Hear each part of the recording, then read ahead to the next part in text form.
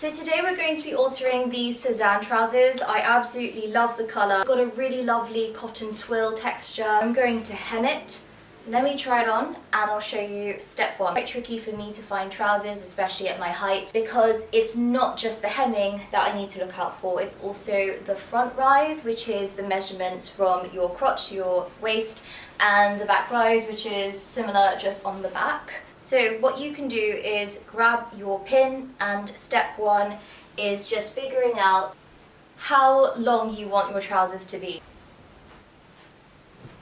So I still want these to be baggy, and I think that this is a good length. So step two is to measure the distance of your pin from the hem. I would want to take off about 13 centimeters, turn the trousers inside out. This is so the sewing looks really neat and you can't actually tell that it's been hemmed. Step three, find a flat surface. I'm using my sofa. I'm measuring out 13 centimeters. This is how much I want to take out in total.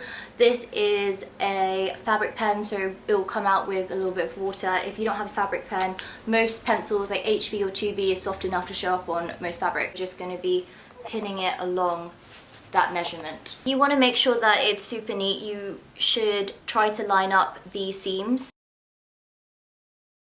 You don't have the colour to match the fabric, it's actually not that deep. I feel like using white doesn't really show up because of the technique that I'm about to show you. You can use double string if you want. I think for this purpose I will, just because this fabric is quite thick. Once you threaded your needle, you want to make sure that you are entering from this fold. Essentially what we're going to do is do a crisscross pattern. Up, take a piece of fabric, go back down. It's gonna make sense when you see me do it. You wanna go up, take a little bit of fabric. On the good side, you're gonna see a bit of needle. That's the most you wanna be picking up. It's like a baby pickup. And then you pull up that thread through.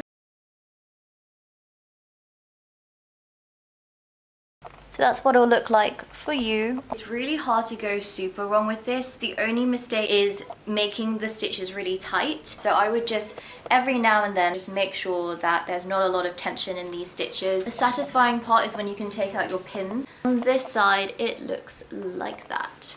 If you can see how neat and even those little puckery bits are, you can barely see that it's white and not blue. This is exactly what you want it to look like, and you can see it goes all the way around and it holds really well. Now let's try on my Cezanne trousers. This is what it looks like. For spring I would also style it with these velvet shoes. It's kind of cold in London, so I would throw on a coat as well. Wear it with a little white bag. The trousers are still baggy enough that it has some like pooling around the shoes. Watching my tutorial on how to do a blind hem stitch. I hope that this empowers you next time you want to buy a pair of trousers and you're just really unsure whether or not you can actually make it work for your height. Whatever the need is, the blind hem stitch is a real favourite of mine and something that is going to be so easy for you to practice and do in like 10 minutes once you get the hang of it.